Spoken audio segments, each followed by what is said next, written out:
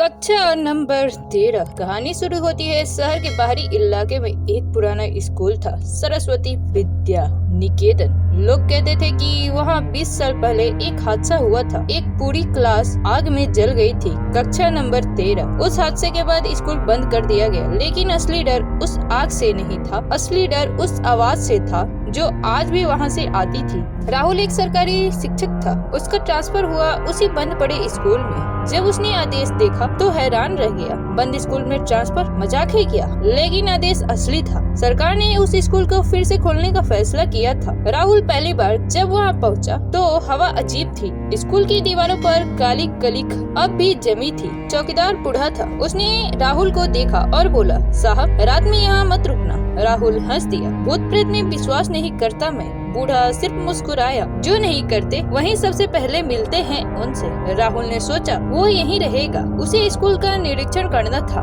रात के करीब 11 बजे अचानक उसे बच्चों के पढ़ने की आवाज आई। Good morning sir. राहुल चौंक गया। आवाज कक्षा नंबर 13 से आ रही थी। उसने टॉर्च उठाई, धीरे धीरे उस कमरे की तरफ बढ़ा। दरवाजा बंद था, लेकिन अंदर से आवाज साफ आ रही थी। सर आज टेस्ट है क्या? राहुल का गला सूख गया। उसने दरवाजा खोला। अंदर कुछ नहीं था, बस जली हुई बेंचें और रात। लेकिन जैसे ही वो पलटा, उसके पीछे से फुसफुसाहट सुनाई दी। आप देर से आए सर। अगले दिन राहुल ने चौकीदार से पूछा। चौकीदार बोला, 20 साल पहले यहाँ आग लगी थी। एक टीचर और 30 बच्चे अंदर फंस गए थे। टीचर? हाँ, वो टीचर बाहर निकल सकता था, लेकिन वो बच्चों को छोड़कर नहीं गया। राहुल ने पूछा, उस टीचर का नाम? चौकीदार ने धीमे से कहा, राहुल। राहुल के हाथ से फाइल गिर गई। उसने फाइल खोली, पुरानी तस्वीर देखी। उसमें जो टीचर था वो बिल्कुल राहुल जैसा दिखता था। अब हर रात आवाजें आने लगी। ब्लैक बोर्ड पर खुद ब खुद लिखा होता, सर पढ़ाइए। कभी कभी उसे बच्चों की हंसी सुनाई देती। एक रात उसने साफ देखा, जले हुए बच्चे